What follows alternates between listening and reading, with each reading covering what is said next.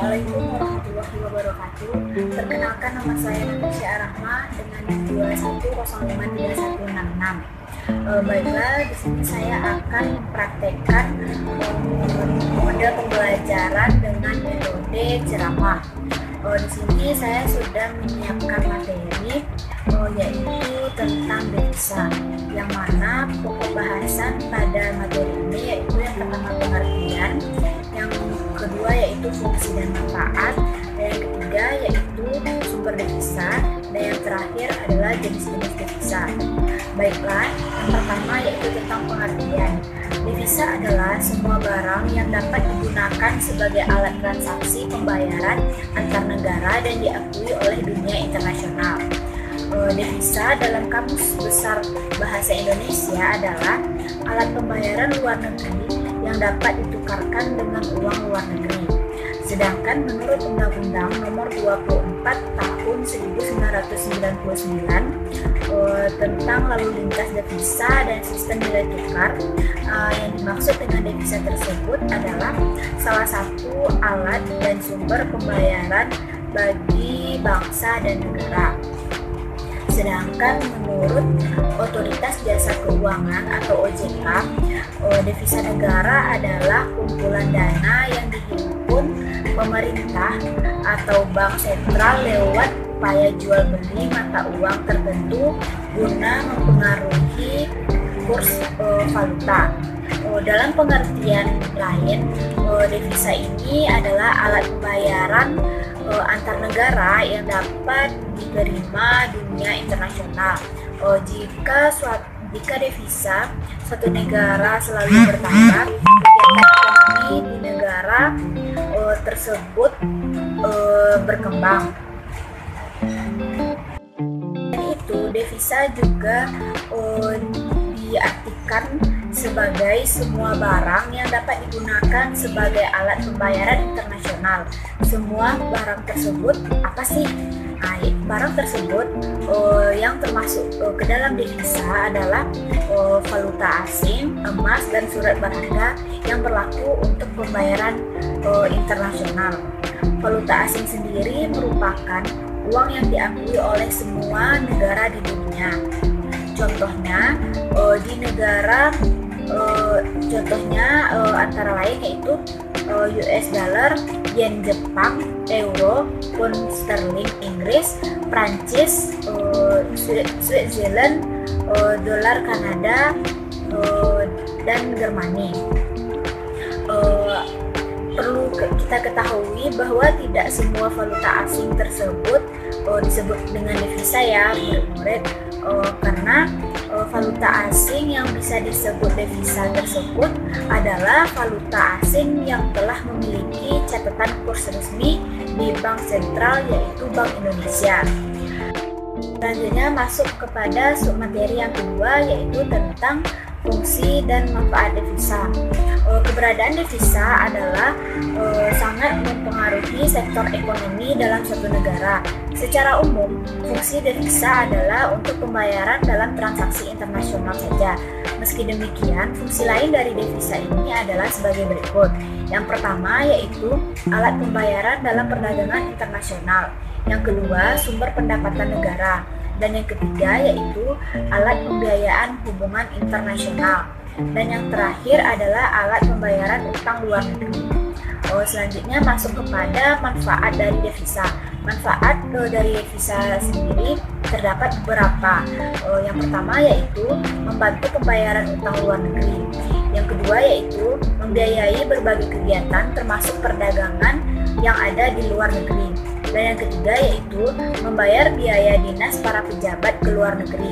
Dan yang keempat yaitu mengakomodasi atlet yang hendak bertanding di luar negeri. Dan yang terakhir adalah membantu proses pengadaan barang dari dalam ke luar negeri. Selanjutnya yaitu masuk kepada sumber devisa.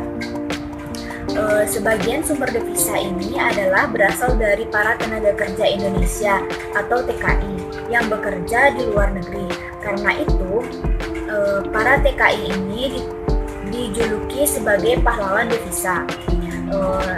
Namun begitu, devisa negara adalah tidak hanya dari para TKI saja, melainkan sumber dari kegiatan-kegiatan internasional seperti kegiatan ekspor barang dan jasa. Selanjutnya masuk kepada sumber-sumber devisa. Yang pertama yaitu kegiatan ekspor dan jasa. Satu sumber devisa negara adalah dari kegiatan ekspor barang dan jasa, yang mana sebuah negara yang melakukan kegiatan ekspor barang dan jasa ke luar negeri tentu saja akan menghasilkan banyak keuntungan. Salah satunya adalah devisa akan menjadi semakin besar. Yang kedua yaitu kegiatan pariwisata. Kegiatan ini berkaitan dengan contoh devisa, yakni valuta asing. Dalam kegiatan pariwisata, terutama para turis luar negeri nantinya akan menukarkan mata uang negerinya dengan mata uang negara yang tengah dikunjungi tersebut. Ketika proses penukaran mata uang tersebut pasti akan terdapat pemotongan tertentu. Ketika nilai tertentu dapat menjadi sumber devisa untuk suatu negara, kondisi pariwisata tentu akan berpengaruh pada sumber devisa di suatu negara. Jadi semakin bagus pariwisata di daerah tersebut, maka akan semakin banyak turis yang datang, maka akan semakin banyak juga pula devisa yang akan didapatkan. Dan yang ketiga yaitu utang luar negeri. Bagi negara berkembang, biasanya melakukan pinjaman utang kepada negara lain. Nah, pinjaman pada negara di luar negeri ini nantinya akan tercatat sebagai devisa. Yang keempat yaitu imbalan jasa atas jasa di luar negeri. Jasa yang dimaksud di sini adalah jasa perbankan, jasa pengiriman barang, hingga jasa pelabuhan kapal laut. Negara yang mengandalkan jasa-jasa tersebut tentu saja akan mendapatkan imbalan yang nantinya dapat dijadikan sebagai sumber devisa. Yang kelima yaitu bantuan hibah atau hadiah dari luar negeri.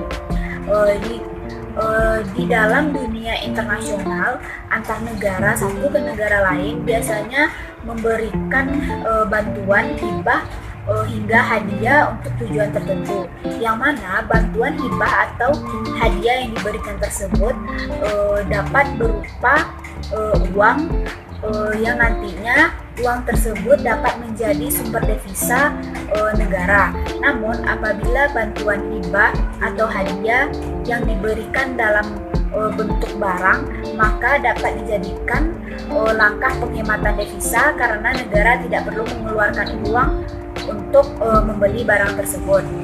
Dan yang terakhir yaitu pungutan biaya masuk.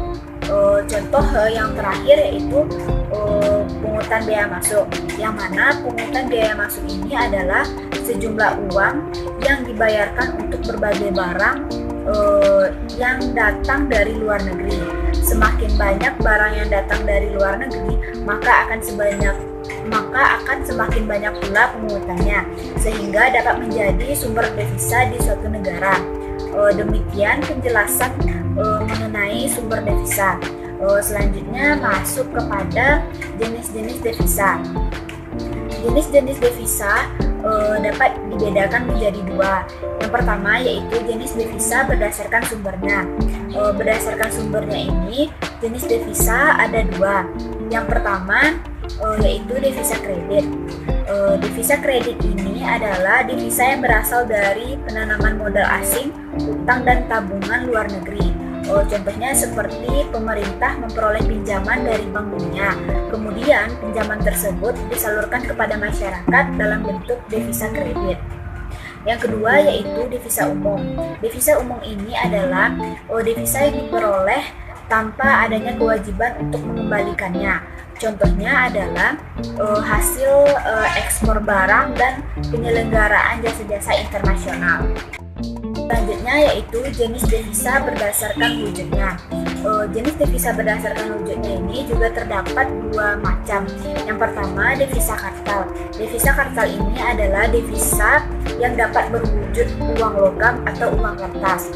Sedangkan devisa giral adalah devisa yang berwujud surat-surat berharga. misalnya Wesel, cek perjalanan, dan IMO. Sekian materi yang dapat saya sampaikan. Mohon maaf apabila terdapat kesalahan kata. Terima kasih atas perhatiannya. Saya akhiri dengan Assalamualaikum warahmatullahi wabarakatuh.